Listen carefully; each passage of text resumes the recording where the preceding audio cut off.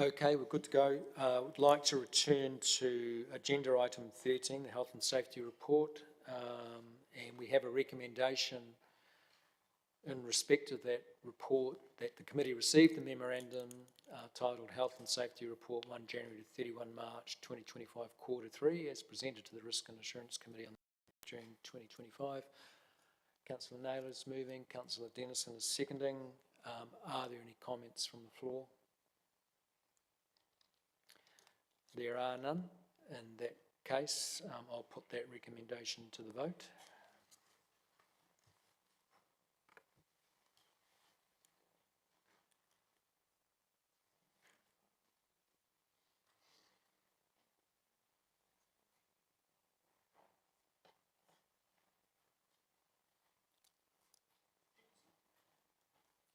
We'll just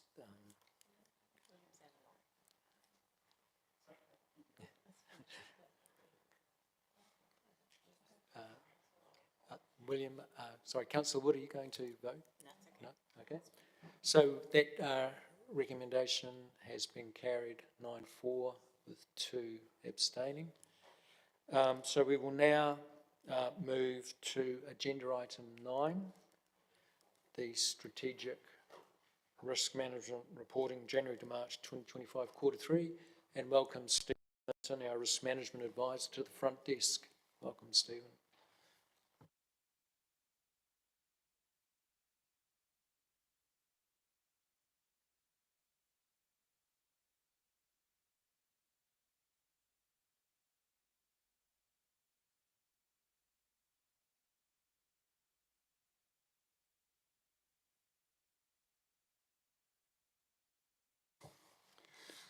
Good morning, everyone. I'm Stephen Minton, Risk Management Advisor. I'm here to present the paper on an update on the strategic risks. There are 4 strategic risks that we have re-reviewed that are presented here today. I'll just touch base on a couple of items of note. 2 of the risks that we've assessed, we have reduced the residual risk. The first one being the health and safety and well-being.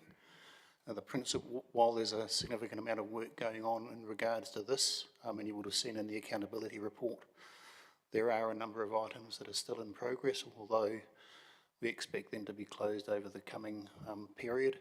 The largest determinant around where we've landed with residual risk was the outcome of the Safe Plus external audit that was presented to this committee in February or March, I think it was, which has highlighted that the council is in quite a strong position relative to other organisations in New Zealand. The second strategic risk that we've improved the residual risk rating on was the adaptation to climate change. While there's still a significant amount of work still being done on this particular one, once again, the principal driver around this has been the NIWA data that's been brought to bear in our understanding of that suggests that at least around the Manawatu region, comparative to most other areas in New Zealand, we're in a relatively benign state compared to where the rest of the country is. So I'll open it up to questions. Thank you, Stephen. Councillor Johnson. Thanks, Mr. Chair. Thanks, Stephen. In 3.2, you talk about statistical data indicating that Manawatu region is at reduced risk from climate change effects. What data have you used? Do you have a reference to that data so we could go and look at it? What I will do is actually ask David Watson, our climate change specialist, to pop down. He's my statistical data expert. We like to see the references, those of us with scientific background.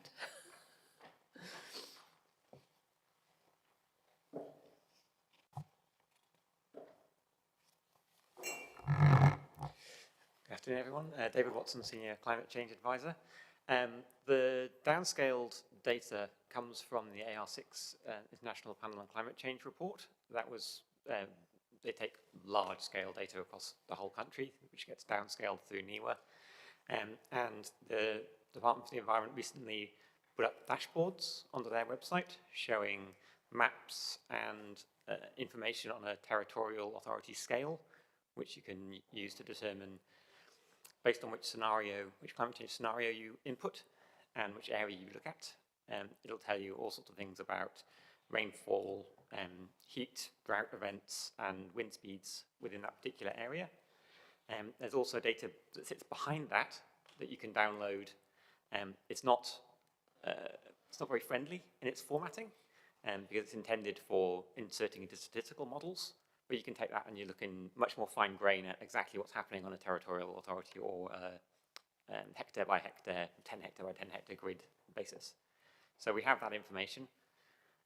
It's important to note when we're talking about impacts of climate change, and we're saying that our area is not particularly affected by climate change, we're talking in relative terms.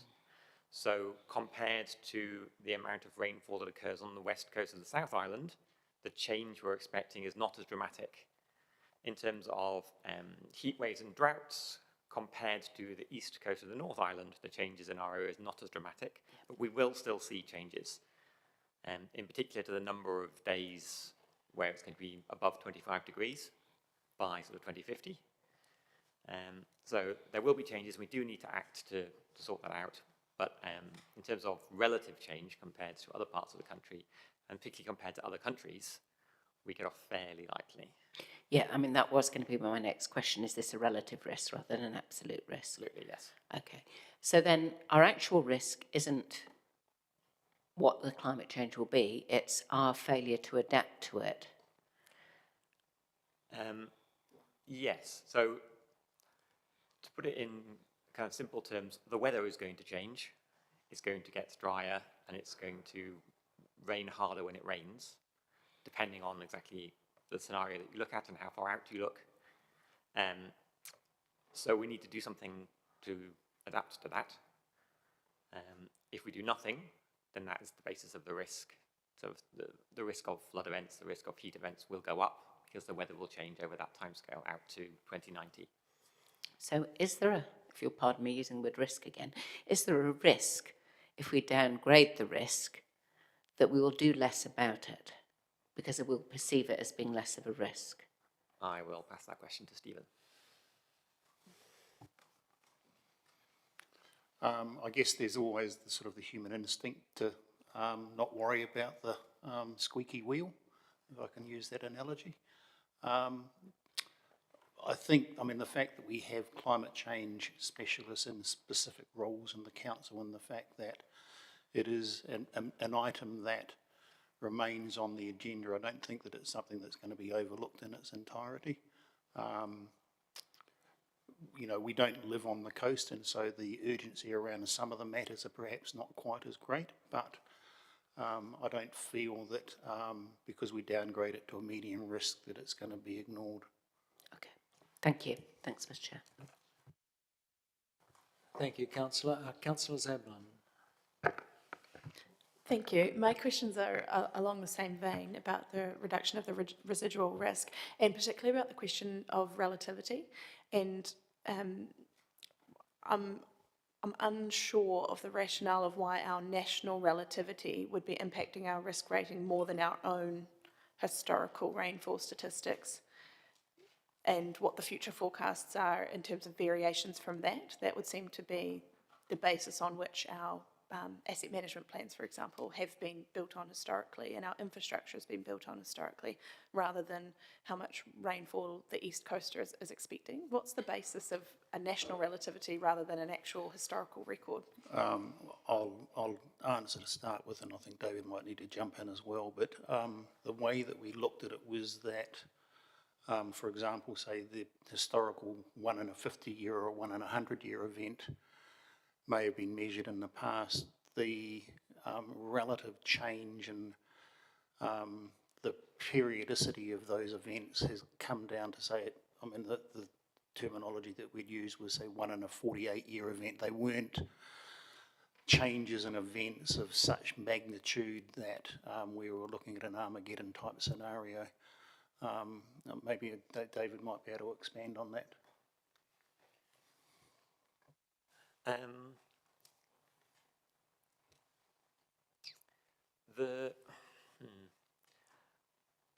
The impact that we would expect in longer timescales, so out to sort of 2090, you would expect that you would need to do something to allow the infrastructure or the response to heavy rainfall events to keep up, essentially, with that.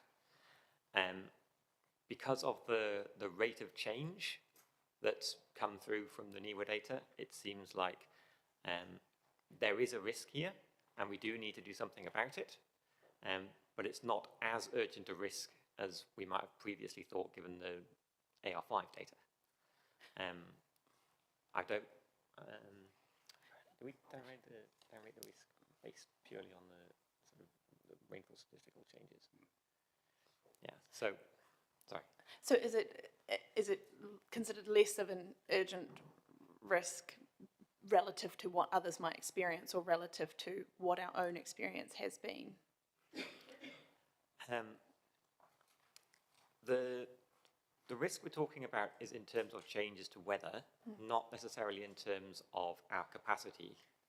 So if we are currently in an area where flooding already occurs within a 1 in 50 rainfall event, then flooding will continue to occur, because all we're talking about under this rating is the amount of rain that falls out of the sky, not what happens to it once it hits the ground. If that makes sense. But this risk measure is failure to adapt to the effects of climate change. So I would argue that that is related to what we do in preparation for and after the rain hits the ground and creates effects.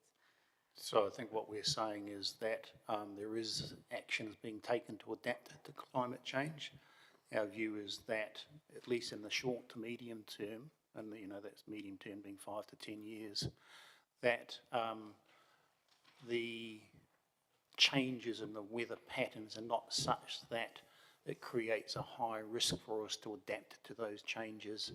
But does it create a lower risk such that we would lower the residual risk rating rather than keep it the same? So we had previously had a high residual risk on the general assumption that we were all in the same boat, so to speak, when it came to climate change in New Zealand. The data that we looked at, or that's been expressed to us, is such that in this particular part of the country we're less exposed than the other countries, and less exposed than we thought we were when we did the original risk assessment. Okay, thank you. Just on the top of that, page 77 there, the boxes at the top, which have the raw risk, the current residual risk, etc., are they the averages or the ones that we've, particularly looking at the control rating one, is that a sort of an average based out? Some of them more equal than others, and therefore it's at best an estimate of where we think we are overall. There's not a lot of science that goes into it. There's no mathematical model adding them all up or anything. It's just overall, what is our assessment around what those measures are. Okay, so for the various key controls that we've got, there's 9 of them, 4 of them are partially effective, 4 of them are ineffective, and we've rated that non-scientifically as just partially effective. Yeah, like I said, it's a general view on where we think we are. There could be an argument to say that it's towards the bottom part of partially effective or to the top part of ineffective. Is there a correlation between the control rating and the control reliance, and when we're determining that?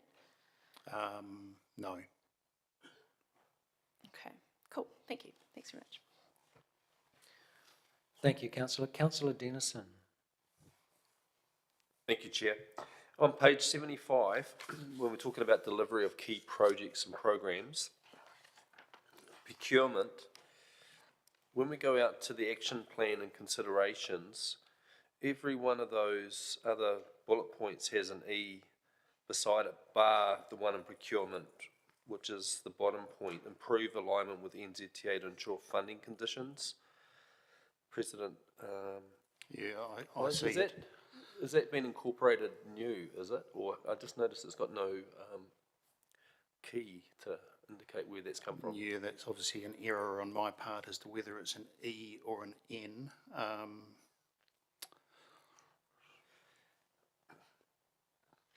That possibly is a new one, I'm not 100% sure. I wonder if it is a new one, knowing how exposed we were with the Yeah, recent it tranche possibly of is, funding. given the events over the last sort of 10 months around some of that stuff.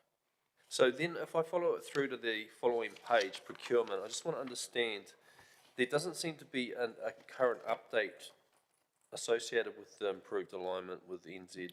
Oh, okay, so that would suggest that it was new, so there's no update apart from the fact So that next time will we see some sort of Yes. note around what we're doing to Yes. improve that? Yeah. Okay, I do see that as an area of exposure, not having some alignment there. Can I understand with the ineffective that we've, let's go to the next page, 77, and we've got some ineffective popping up through here. And the first one, green space management, which is controlled reliance medium. But we haven't got any new initiatives to kind of move that along. Sorry, my page numbers are different than Oh, yours. Which, sorry. This is the strategic, risk 4, okay, yep, I have it here. failure to adapt. Yeah, And we've got ineffective, and I'm just following it through. So last time we were ineffective, we've got some action plans. And so am I following it through that we should be expecting some of these outcomes in September this year and next year? Is that? yeah, so the due dates that I've put in here on the next page there are dates that would be a significant mile change measure, Yeah. or where we would expect the action to have been completed. Okay. Okay, I'm just getting some interpretation of how you're following these things through. Appreciate that. Thank you, Chair. Thank you, councillor. Councillor Barrett. Thank you, Mr. Chair. Apologies for late arrival. Thank you, gentlemen. Just a question around the climate side of things, and interested around the definition and scope. It seems to me that that's been limited to kind of natural hazards and a weather lens. Is that a true statement? Yeah, largely, I would say, I mean, as a region of Palmerston North that the council sits in, I guess the rainfall weather patterns are the largest climate event that would have an effect on us Thanks. as a city, as opposed. Yeah, no, appreciate that. I guess what I'm trying to get to then is how we got to that view of taking kind of a local and kind of weather-related lens on it, and haven't included in our thinking the processes around, you know, potential for mass migration, potential for, you know, disruption of food supply, some of the broader societal impacts that climate may have that could have significant local ramifications. I guess that the question is that we have is for ourselves is how far do we go in the dive into the risks of the matters that you raise. I mean, mass migration and, you know, disruption to food supplies are a significant risk to society. These strategic risks, or this one in particular, I don't think we look at it and see ourselves within the definition around this risk as things that touch on those things that you raise. They are risks, and organisations do look at them. Certainly at a central government perspective, they would look at them, but they're not things that we've considered here. And is your advice that that's prudent to ignore them and to just focus on rainfall? From the perspective of what it affects for Palmerston North as a city, and I guess also partly what we can do about it, it's a narrow focus that allows our attention on this. bringing in the other things would take the eye off the climate change adaptation on weather matters, and I'm not sure if it would be a particularly meaningful thing for the city for us to focus on them. Notwithstanding the fact that they are risks, real risks for society. No, thank you for those responses, Mr. Chair. Yeah, so, yeah. Sorry. Thank you, Councillor. Councillor Dennison.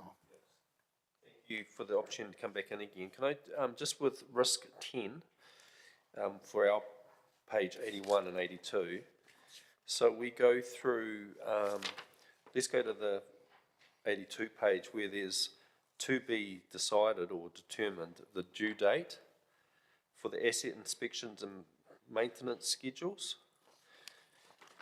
Can I understand why there hasn't been a commitment to confirm the maintenance schedules or those outcomes? I'll just maybe ask either Helen or John perhaps to come and answer that one for me. It looks like it's Helen.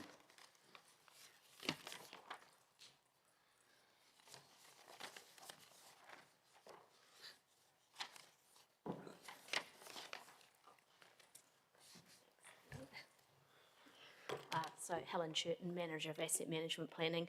That's something we're heavily focusing on for this next round of asset management plans.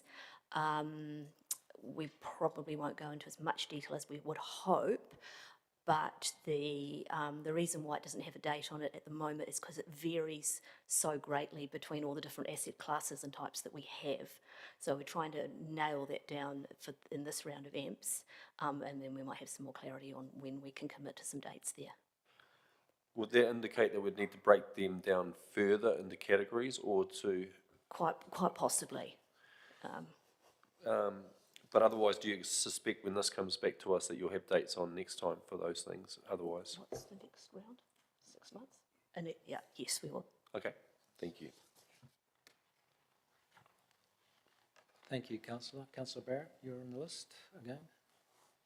Thanks. Just briefly wanted to check with Mr. Watson if he had a brief comment that he wanted to make in reply to prior question.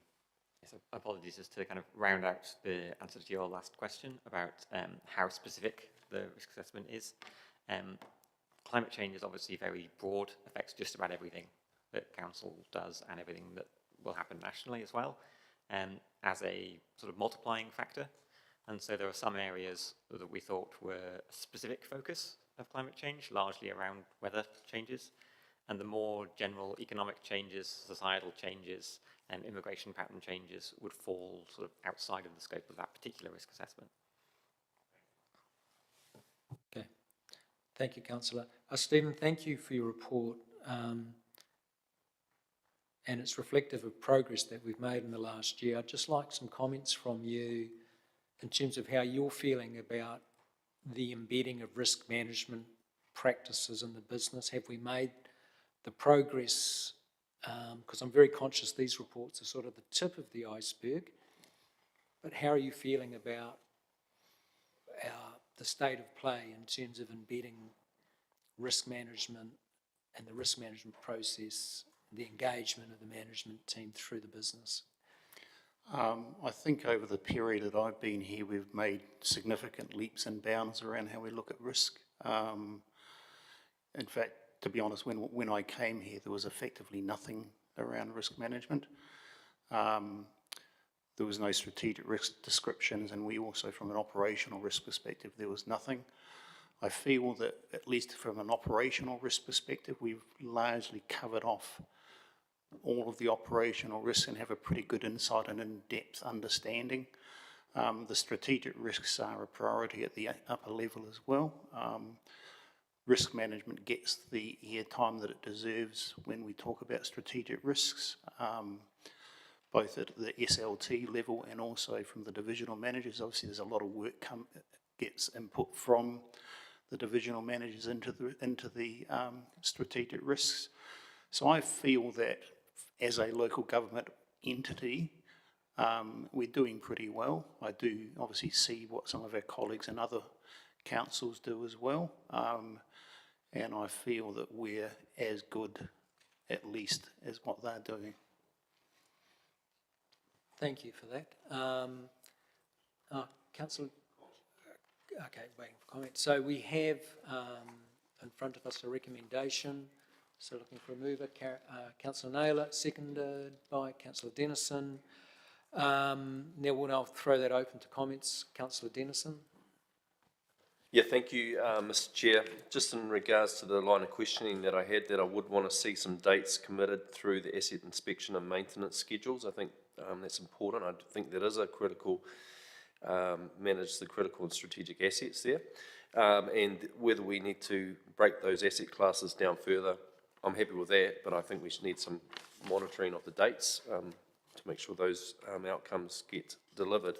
The other one I also wanted to highlight is alignment with NZTA. I think that's critical, and then I would be expecting some action plan and some measures around the current update for next time, because what we've experienced in this next 3 years of funding deficit is actually quite significant, and I think that does correspond to the alignment with NZTA and the relationship we have with them, and understanding their expectations of where we go,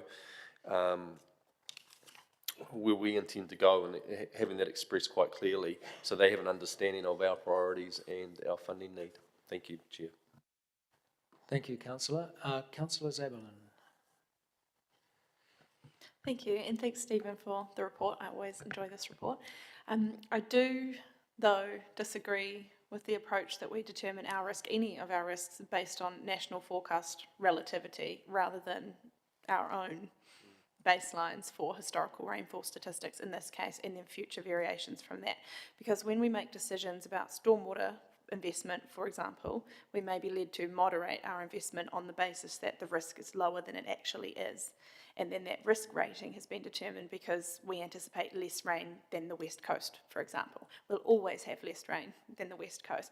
I think our risks should be assessed on our local risk and not the risks of other regions which have different climates. And that way our investments and our mitigations can be properly informed. But I also note that all but one of our controls for this risk are ineffective or partially effective, and they have very high or very high control reliance. So sure, work is happening and it's ongoing, but even with a medium residual risk, what we're doing isn't actually forecast to be effective at mitigating even a reduced risk. So I think that we're changing the residual risk to fit the target based on essentially irrelevant comparisons, and that our mitigations are undercooked. So I don't have a lot of comfort with that particular one. Thanks. Thank you, Councillor. Councillor Johnson. Just to say, I agree with Councillor Zabelin, and I wonder if we could separate out the risk assessment for strategic risk 4, failure to adapt to the effects of climate change, because I'm actually unhappy to reduce that risk down at this stage. I think it's a bit premature. I don't think we're able to predict at the moment what the effects of climate change might be, let alone say that somehow our risk of failing to adapt to them is only medium. And I think as we managed to establish through the questions, our relative risk is less than perhaps other councils, but that doesn't mean that the absolute risk has changed at all. In fact, I don't think the absolute risk has changed.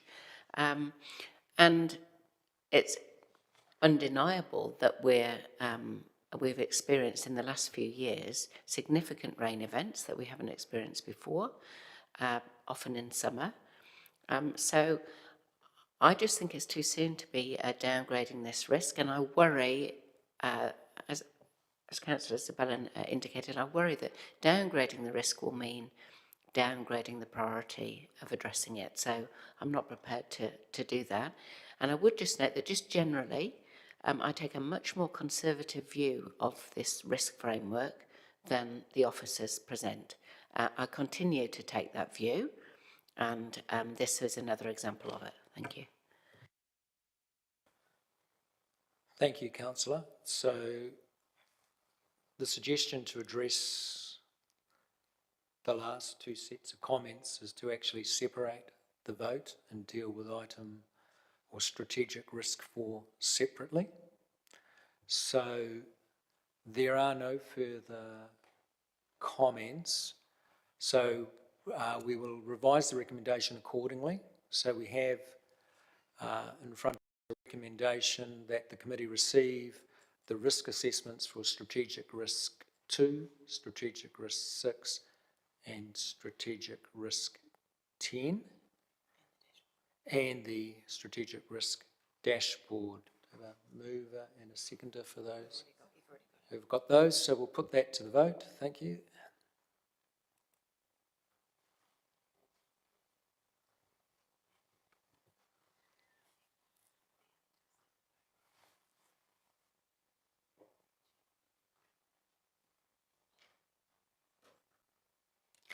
And that has been carried unanimously. And now we'll turn to strategic risk 4, a failure to adapt to the effects of climate change. And we will, do we need to modify that? We will vote on that component of the recommendation now.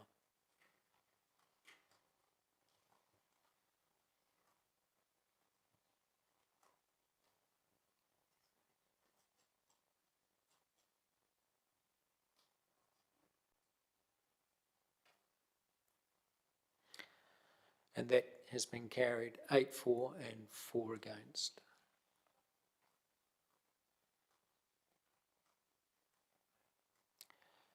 And obviously, in the interest of time, we are against our 12:10 close. So regrettably, we will not have an opportunity to deal with item 10 on our agenda, the long-term plan debrief. So we will carry that forward to our next meeting. So now, if I could call on Councillor Zaberlin to close our meeting. Oh, yep. Councillor Johnson. Oh, apologies, Mr Chair, for jumping in. I wonder if we could refer it to the next council meeting so that it can be dealt with sooner, rather than leaving it to the next meeting of this committee, so that, planning. I'm aware that staff will be planning for induction for new councillors and all the rest of it, and I think timing-wise it would be better to have it sooner, if you're open to that. I think that's a sensible suggestion. I have no problem with that. In fact, whilst I think it's appropriate, given it's an assurance activity, that this council receive the report, my understanding is that there are plans to make sure that there is engagement, opportunities for engagement on the findings. So I think that makes imminent sense. So I'm happy to agree to that. So it'll be presented on the 3rd of August, I understand. Okay. So with that, 6th of August, okay. So now we'll go to close our meeting with a karakia. Thank you, Councillor. Thank you. Me ino e tātou. Kia puta ki te whaiau, ki te ao marama, whakamaua ki a tīna. Haumie, huie, tāi.